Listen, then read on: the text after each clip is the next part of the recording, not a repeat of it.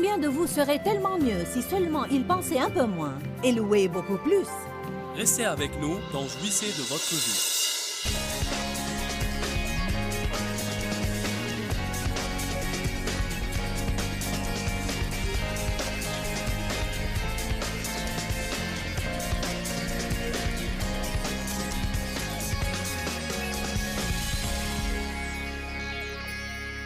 Nous vivons dans des maisons faites de pensées.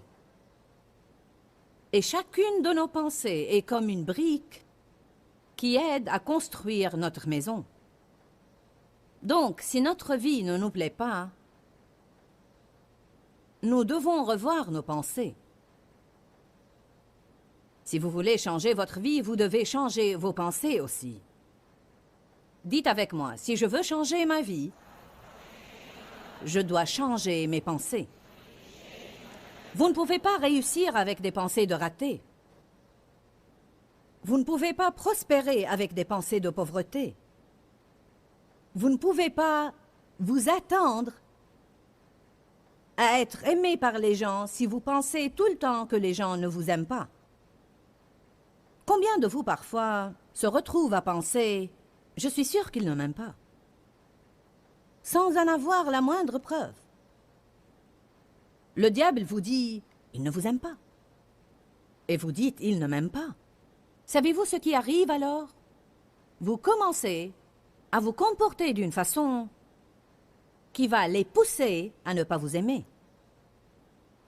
Voyez-vous, si nous pensons que les gens nous trouvent odieux, nous allons nous comporter d'une manière odieuse. Si nous avons l'impression que les gens vont nous repousser, nous allons sûrement faire quelque chose qui les poussera à nous repousser. Vous n'allez jamais dépasser le niveau de vos pensées. Si vos pensées ne vont pas s'élever, votre vie ne va pas s'élever. Nous devons penser à ce que nous pensons. La prochaine fois que vous vous sentirez déprimé ou triste, arrêtez et dites « À quoi je pensais ?» Vous verrez que vos pensées étaient tristes. Une chose qui va vite vous déprimer, c'est de penser à vous tout le temps. Aucune joie ne sera libérée dans votre vie à travers l'égoïsme, ni dans ma vie. Pour être heureux, arrêtez de penser à vous et pensez aux autres. Éphésiens 4 prouve l'idée que j'essaye d'expliquer. Le verset 22 dit « Dépouillez-vous de votre ancienne nature. Enlevez et jetez votre ancien moi non renouvelé, qui a caractérisé votre vie passée et qui va se corrompant au fil des convoitises des illusions trompeuses. » Si vous pouvez vous discipliner, ne lisez pas le verset 23. Lisez le verset 24. Ça va être un test. Mais essayez de patienter. Le verset 24 dit « Et revêtez la nouvelle nature, le moi régénéré, créé à l'image de Dieu, dans la justice et la sainteté de la vérité. » Alors le verset 22 dit « Dépouillez-vous du vieil homme ». Le verset 24 dit « Revêtez l'homme nouveau ». Le verset 22 dit « Arrêtez de faire toutes les mauvaises choses que vous faisiez ». Et le verset 24 dit « Et comportez-vous d'une façon vertueuse ». Nous pensons « Oui, je veux faire cela ». Mais quel est mon problème? La chose que je veux faire, je ne la fais pas, et celle que je ne veux pas faire, je finis par la faire. Je crois que pour aller d'une place à l'autre, souvent, nous devons avoir un pont. Nous devons avoir quelque chose qui nous fera traverser, ou un chemin à emprunter. J'aime dire que je suis un pasteur pragmatique. Je suis vraiment frustrée par les gens qui me disent ce que je dois faire sans me dire comment le faire. Je crois qu'il y a certainement un mode d'instruction pour vivre la vie chrétienne. Il y a certains principes que l'on doit respecter et certaines choses que l'on doit faire si nous voulons passer de l'endroit où l'on était à l'endroit où nous voulons aller. Donc maintenant, vous pouvez lire le verset 23.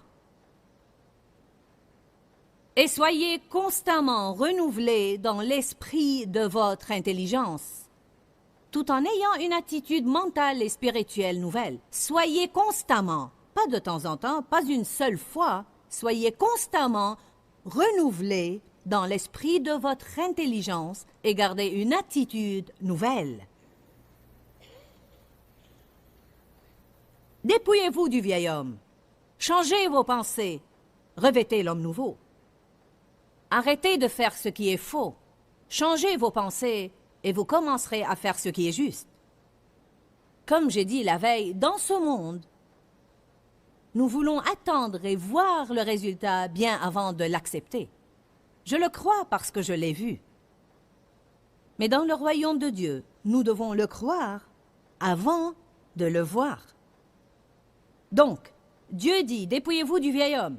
J'agis toujours comme par le passé. Je sais que je suis régénérée, mais ma chair a encore le dessus. J'essaye tous les jours d'être bonne, mais je finis parfois par faire le mal. Plus je fais d'efforts, plus je fais le mal. J'entends tous ces sermons au sujet d'être bon, et je veux être bonne, mais je suis toujours mauvaise. Je suis ici, et j'essaie d'aller là-bas, et je ne sais pas quel est mon problème.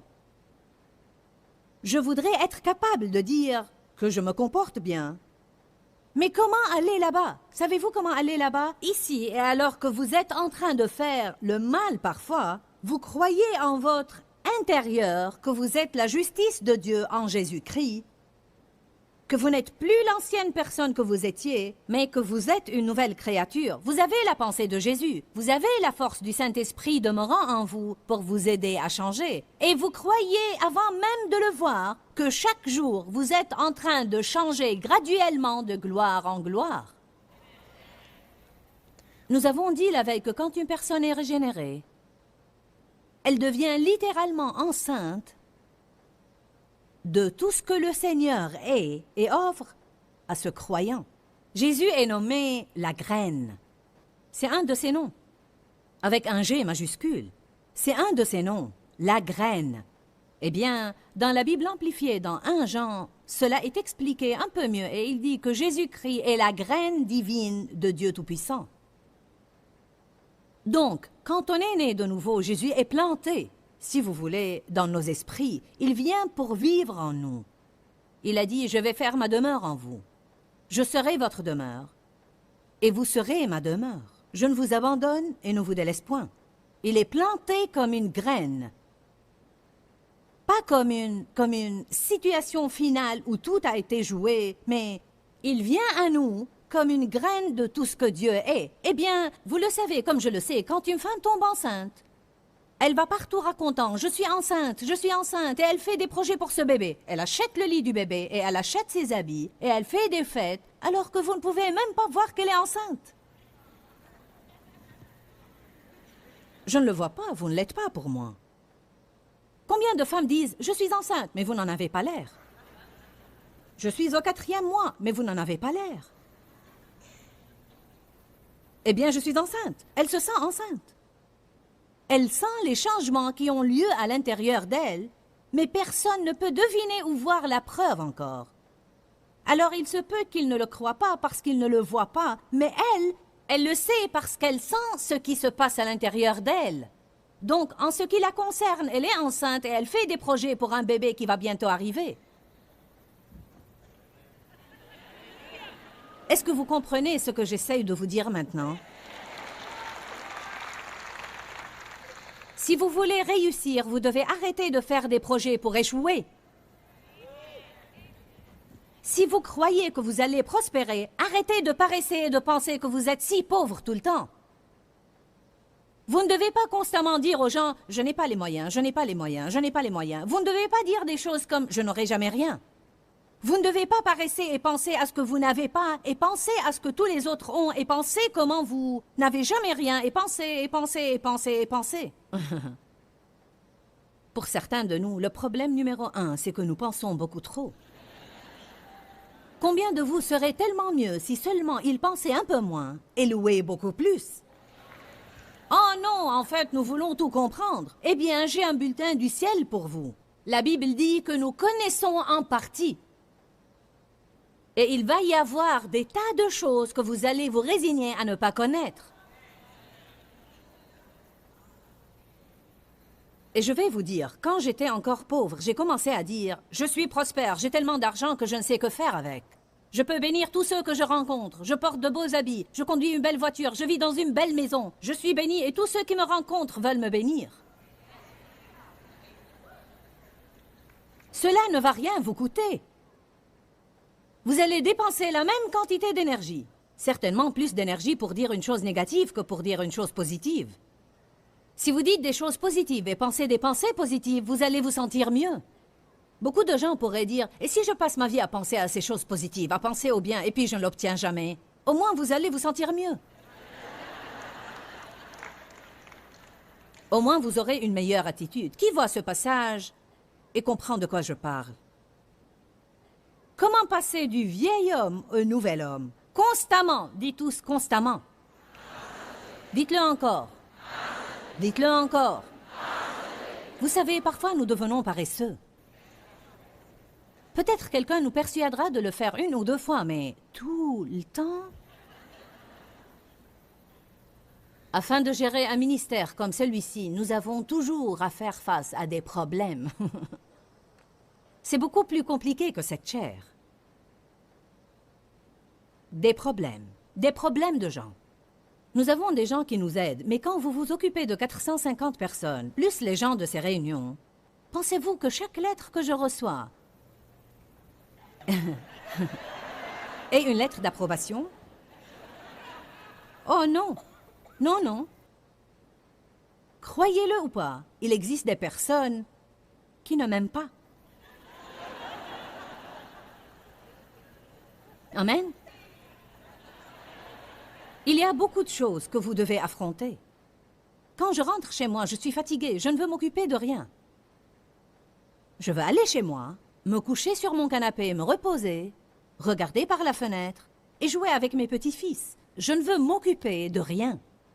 Il y a quelques années, j'étais vraiment frustrée. J'étais fatiguée. Je m'attendais à aller à la maison pour prendre un congé. Quand j'y suis arrivée, des choses se passaient et j'ai dû m'en occuper. On appelle ça l'affrontement. Combien de vous ne se soucient guère de l'affrontement? Savez-vous ce que l'on fait parfois? On laisse glisser les choses que l'on doit affronter et nos vies glissent avec. L'affrontement est une chose importante que vous devez faire si vous voulez avoir ce que Dieu veut vous donner. Vous devez affronter les problèmes et Dieu vous donnera la force de le faire. En fait, il dit, ne vous inquiétez pas de ce que vous aurez à dire. Ce que vous aurez à dire vous sera donné à l'heure même.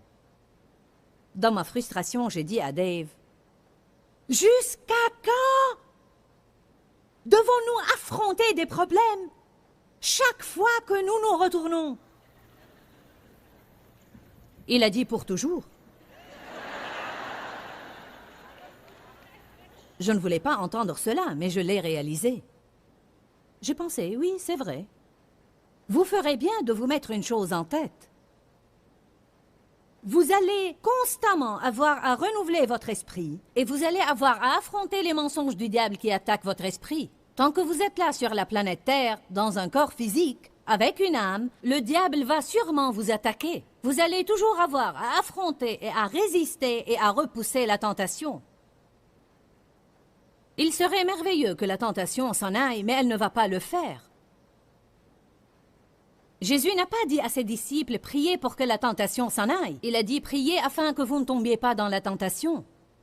La tentation est là. On doit prier pour ne pas y succomber. Nous sommes plus forts que la tentation. Croyez-le ou pas, on est censé être plus habile que le diable. Nous avons la pensée de Jésus, lui, il ne l'a pas. Nous avons la sagesse de Dieu, lui, il ne l'a pas. Nous devons prendre position et commencer à agir comme les gens que Dieu veut que nous soyons. Il y a des gens qui viennent me voir et qui sont tout bouleversés. Et c'est ce qu'ils me disent. « Le diable vient de me mentir en face et je suis si bouleversée. Il me dit que je suis nulle, il me dit que je ne vais jamais rien avoir, il me dit que je vais perdre mon travail, il me dit que je vais perdre mon mariage. » Je lui dis « Attends. Tu me dis en fait que tu sais que le diable est en train de te mentir. »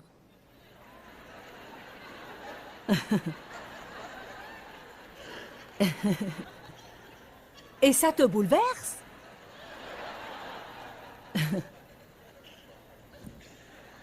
Puis-je avoir un témoin ce matin ici?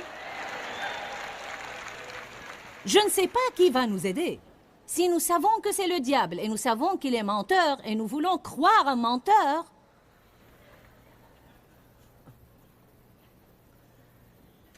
Aide-moi, Jésus. Aujourd'hui, nous allons parler de nettoyer nos pensées ou faire le ménage. Il est temps de redécorer quelques chambres dans cette maison qu'on a construite. Peut-être si vous êtes béni, vous allez seulement avoir 3 chambres à nettoyer et à redécorer. Peut-être vous devez démolir toute la maison et recommencer à zéro. Dans les 2 cas, nous devons nous débarrasser de ces pensées puantes. Je crois que nous avons différentes chambres à l'intérieur de nous où l'on peut aller pour penser à différentes choses. Alors, bien sûr, vous savez, la chambre du « et moi alors ?» et la chambre qui est au centre de la maison. Je suis sûre que c'est la plus grande chambre, la mieux décorée, et certainement celle où nous passons la plupart de notre temps. Mais nous allons nettoyer cette chambre un peu plus tard. D'abord, nous allons nettoyer la chambre du non-pardon. C'est la chambre où nous allons pour haïr les gens. C'est la chambre où nous nous vengeons. La chambre où l'on est plein d'amertume et de ressentiment. C'est la chambre où nous allons quand nous voulons penser à tout ce que les gens nous ont fait subir.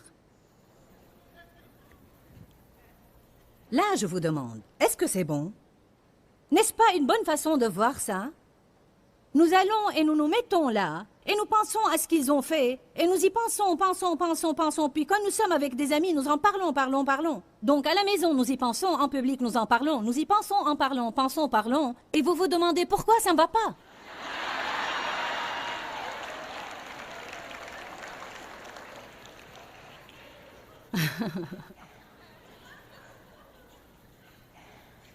Vous continuez à vous le rappeler. C'est comme si vous arrachiez la croûte d'une plaie. Vous venez à l'église et vous priez « Oh Dieu, guéris-moi, guéris-moi. Oh oui, oui, pasteur, oui, je veux pardonner à mes ennemis. Oui, Dieu, je pardonne. Je choisis le pardon. Je choisis le pardon. » Vous vous mettez à genoux, vous versez de chaudes larmes, vous rentrez chez vous et vous y pensez, vous en parlez, vous y pensez, vous en parlez. Vous y pensez, vous en parlez, vous y pensez, vous en parlez. Et juste quand Dieu commence à guérir cette plaie que vous avez eue quand quelqu'un vous a fait du mal, et quand vous commencez à avoir une jolie petite croûte dessus, quand vous y pensez, c'est comme si vous arrachiez cette croûte. Alors vous commencez à saigner de nouveau. Certains d'entre vous sont en train de saigner à cause d'une chose que quelqu'un vous a fait il y a 10 ans, et il est en train de s'amuser sans se soucier de votre colère. Et puis on dit « j'ai la pensée de Jésus ».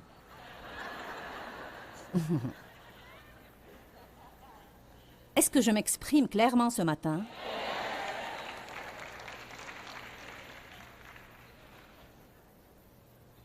Allez à Hébreux 10 ou Hébreux 11. C'est un très, très bon passage et un très important passage. Il nous dit pourquoi les gens ne peuvent jamais s'éloigner des anciennes choses.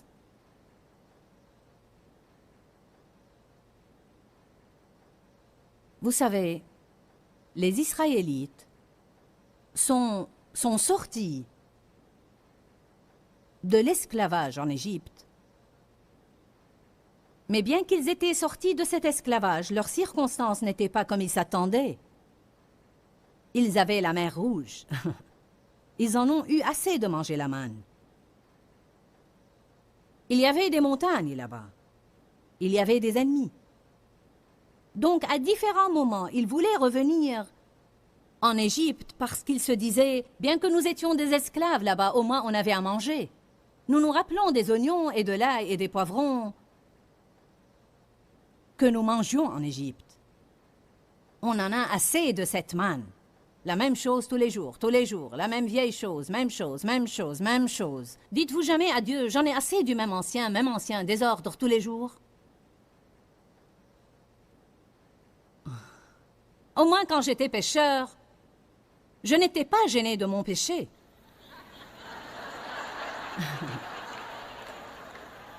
Maintenant que je suis devenu chrétien, je ne peux même pas pécher et avoir la paix. L'avez-vous jamais remarqué? Dans quel désordre nous nous trouvons quand nous sortons de l'esclavage sans avoir encore atteint la terre promise et nous sommes coincés dans le désert où nous essayons de purifier nos âmes? Vous sentez comme si vous menez une double vie. Vous ne voulez pas être mauvais, mais vous finissez par l'être. Vous ne voulez pas vous mettre en colère, mais vous le faites quand même. Avant, vous faisiez cela, mais vous ne vous en souciez pas. Maintenant, ça vous embête. Vous ne voulez pas retourner à l'endroit d'où vous êtes sorti, mais vous ne savez pas comment arriver là où vous voulez aller. Donc, c'est très facile parfois de penser « C'est trop dur, je vais juste revenir là où j'étais. » Je vais juste revenir. À moins, à ce moment-là, si je suis contrariée, je peux juste prendre un somnifère. Ou aller m'enivrer ou n'importe quoi. Si je suis furieuse contre quelqu'un, je peux me disputer avec lui. Oh, mais non, maintenant je suis censée aimer mes ennemis. Maintenant, je suis censée les bénir. Être gentille envers eux et bonne avec eux. Eh bien, Dieu, je ne peux pas le faire. C'est trop dur, c'est trop dur, c'est trop dur. C'est une autre chose que l'on pense et l'on dit et qui nous attire des tas d'ennuis. Vous devez penser différemment. Vous devez penser, je peux faire tout ce que je dois faire parce que l'Esprit du Dieu vivant vit à l'intérieur de moi. Et si Dieu me demande de le faire, alors je peux le faire.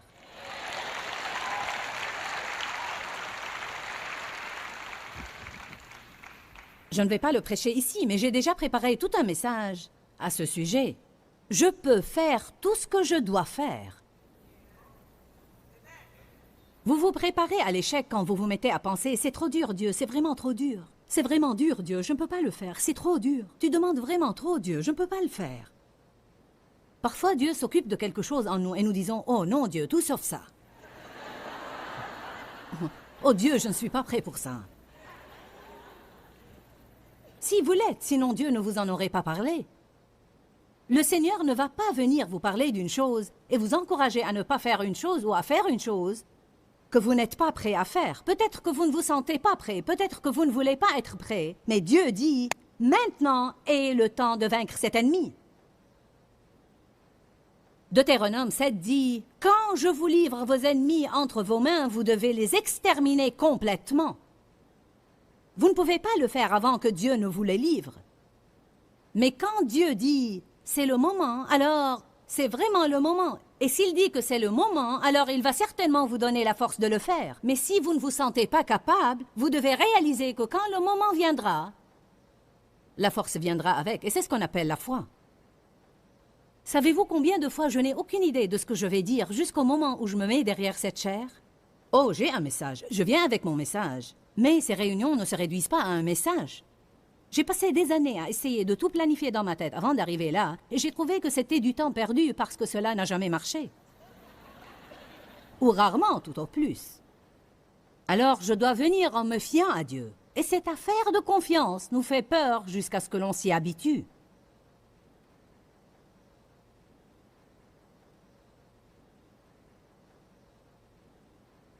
N'allez pas vouloir...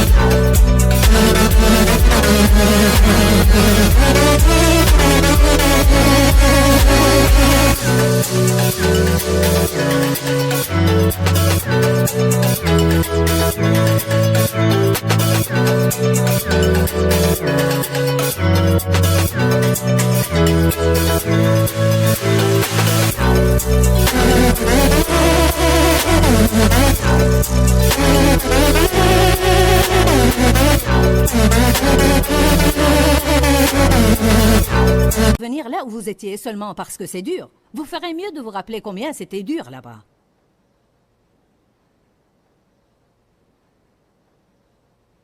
Hébreux 11:15. S'ils avaient pensé, avec souvenir nostalgique à ce pays d'où ils étaient sortis, ils auraient trouvé une occasion permanente pour y retourner. N'est-ce pas bien? Lisons-le de nouveau. Hébreux 11:15. Mais c'est la Bible amplifiée. Je ne sais pas exactement ce que disent les autres traductions, alors si vous n'avez pas celle-là, écoutez. S'ils avaient pensé, avec souvenir nostalgique, à ce pays d'où ils étaient sortis, ils auraient trouvé une occasion permanente pour y retourner. En d'autres termes, mes pensées peuvent me ramener de nouveau au désordre duquel je suis sorti. Pas étonnant Que Galates 5:1 dise « Demeurez donc fermes dans la liberté que Christ nous a affranchis et ne vous laissez pas mettre de nouveau sous le joug de la servitude que vous avez une fois enlevée. » Bien que nous gagnions une liberté dans un domaine, nous devons toujours demeurer fermes dans ces domaines. Aujourd'hui au programme, nous avons parlé en fait de l'importance de nettoyer nos pensées. Maintenant, je veux dire que nous ne pouvons pas le faire sans l'aide de Dieu, car sans lui, nous ne pouvons rien faire.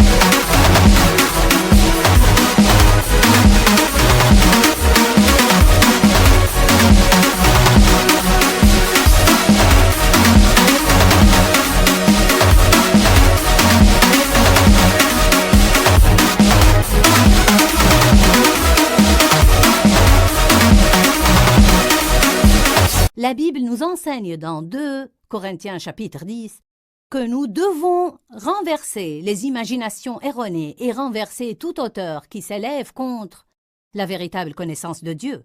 Cela nous apprend que nous devons penser à ce que nous pensons et que nous devons être responsables de nos pensées, vraiment responsables de nos pensées, et que nous ne devons pas penser à tout ce qui nous passe par la tête. Quand, Seigneur, quand? Dans ce livret, Joyce Meyer vous apprend à faire confiance au temps de Dieu. Pour obtenir ce livret gratuitement, écrivez-nous à Joyce Meyer, boîte postale 40095-6300, Larnaca, Chypre. Ou bien visitez notre site web www.joycemeyer.org/fr.